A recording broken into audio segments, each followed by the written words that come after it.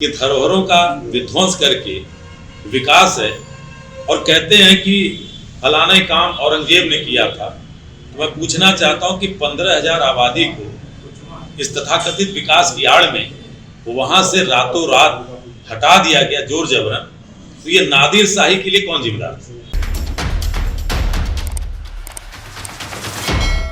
मैं हूं वाराणसी से शैलेंद्र सिंह और आप देख रहे हैं आईपा यानी all India progressive politics association. इसके अंतर्गत बात होती है प्रगतिशील राजनीति को लेकर और खास से बातें होती है, खास शख्सियत से मुलाकात कराते हैं। तो आज इसी कड़ी में संजीव सिंह से मुलाकात कराते हैं जो कि कांग्रेस के प्रवक्ता हैं और जाने माने चेहरे हैं, और बात करते हैं 2022 की आगाज को लेकर। स्वागत है आईपा में आपका संजीव जी। बात की जाए अगर, चूंकि प्रियंका जी कमान संभाली 2022 का, कितना अंतर नजर आता है?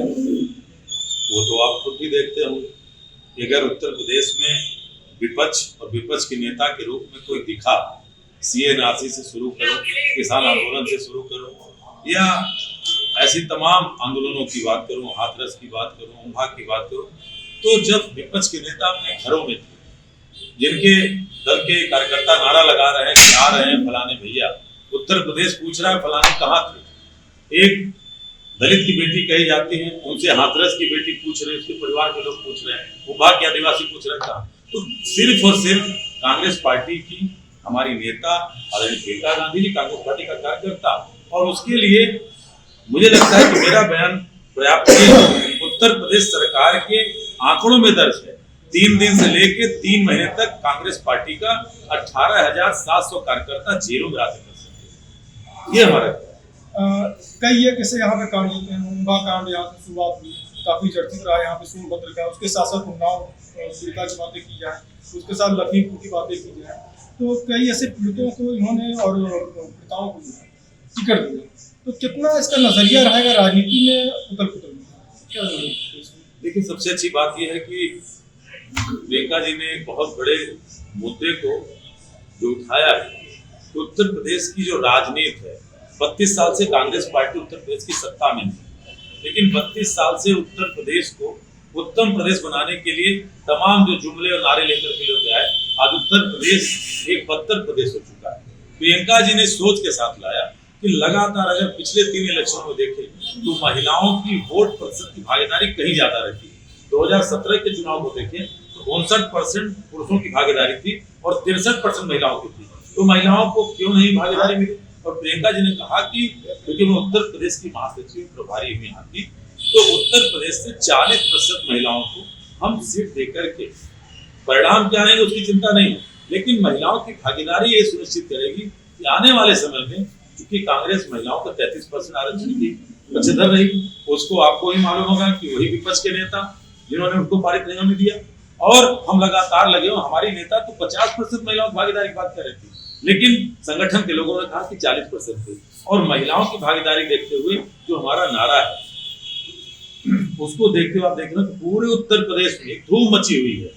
तो उसको लेकर के मुझे लगता है कि आने वाले दिनों में महिलाओं की अच्छी भागीदारी उत्तर प्रदेश की विधानसभा में देखने को मिलेगी, और निश्चित है कि उत्तर प्रदेश से महिलाओं की भागीदारी से राजस्थान उत्तर प्रदेश में बढ़ रही है, आने वाले समय में पूरे देश में आपको देखने को मिलेगी।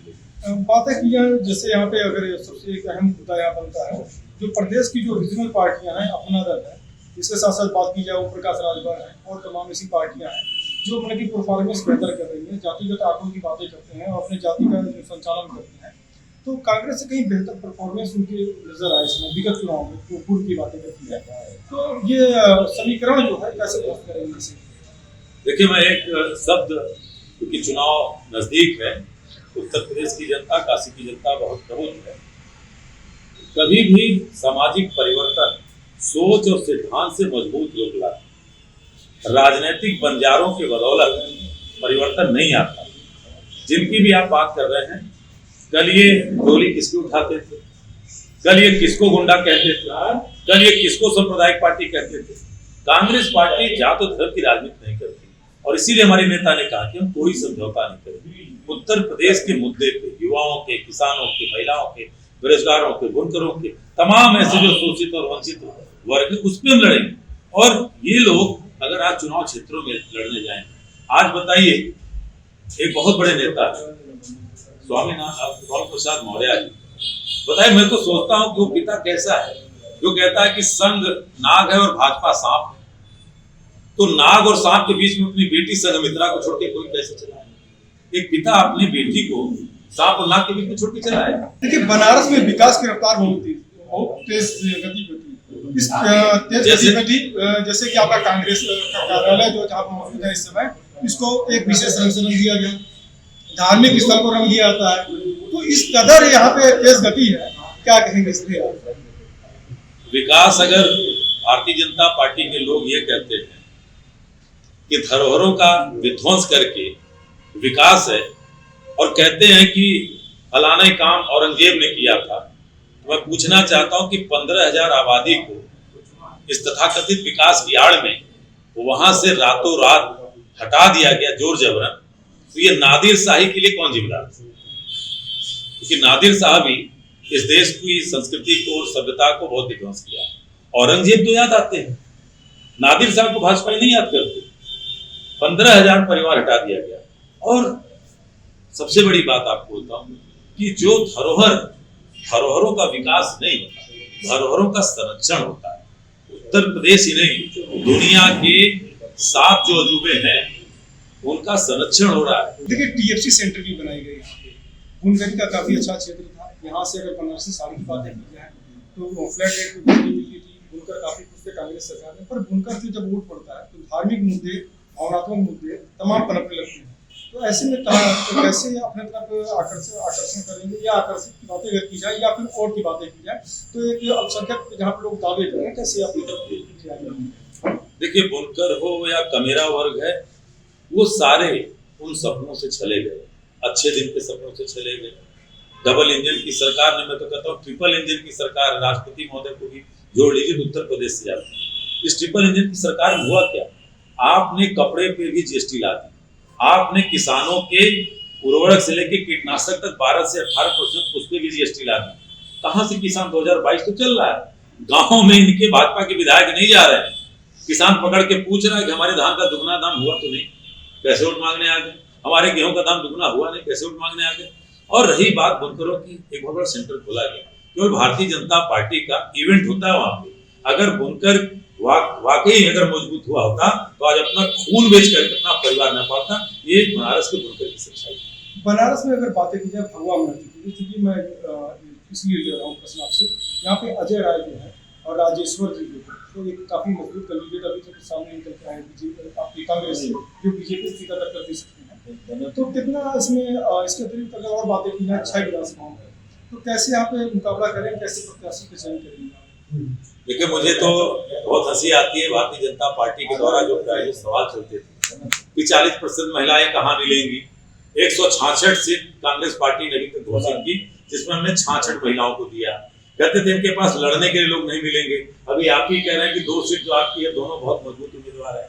कांग्रेस पार्टी ऐसे उम्मीदवारों को बचे हुए बनारस के 8 विधानसभा सीटों पर भी लाएगी, और इसलिए लाएगी कि कांग्रेस पार्टी लगातार संघर्ष करते हुए मुद्दे की राजनीति, इसीलिए हमारी नेता ने कल ये भर्ती विधान जारी किया है।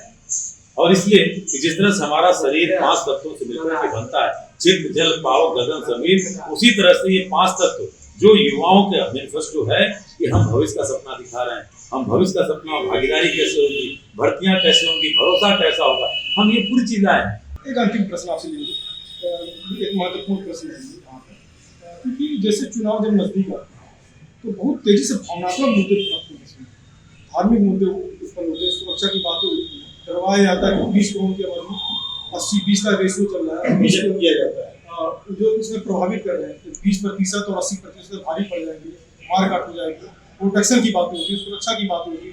तो इसको कांग्रेस जो किस नजरिए से देखती है, क्योंकि आप प्रवक्ता है और एक अच्छे जानकार भी हैं, क्या कहेंगे इस पे? मुझे लगता है कि जिस वर्ग को लेकर के तथाकथित चिंताएं भारतीय जनता पार्टी की होती है, वो वर्ग ही सबसे ज्यादा डरा हुआ है। आपको याद होगा कि एक समय इस देश में 2 अल्पसंख्यक सिख प्रधानमंत्री हुआ करते थे और मुस्लिम राष्ट्रपति हुआ करते थे, और उत्तर प्रदेश में दलित मुख्यमंत्री हुआ करते थे। क्या हिंदू खतरे में है? आज हिंदू खतरे में है क्योंकि उसकी धार्मिक भावनाओं को बेचने का और विध्वंस करने का काम केवल भारतीय जनता पार्टी कर रही, जिसका उदाहरण है मुझे किसी ने नहीं बुलाया, मुझे माँ गंगा ने बुलाया। जो माँ वेंटिलेटर पे पड़ी थी, जिसके जल के लिए अवरता निर्मलता चाहिए, जिसके लिए नमामि गंगा योजना की, आप अपनी बताए वेंटिलेटर पे पड़ी माँ का सीना चीरेंगे और उसका ब्लड निकालेंगे? ये आपके बनारस में हुआ। 12 करोड़ रुपए ऐसी गर्मी में बाढ़ के पानी में खाया गया।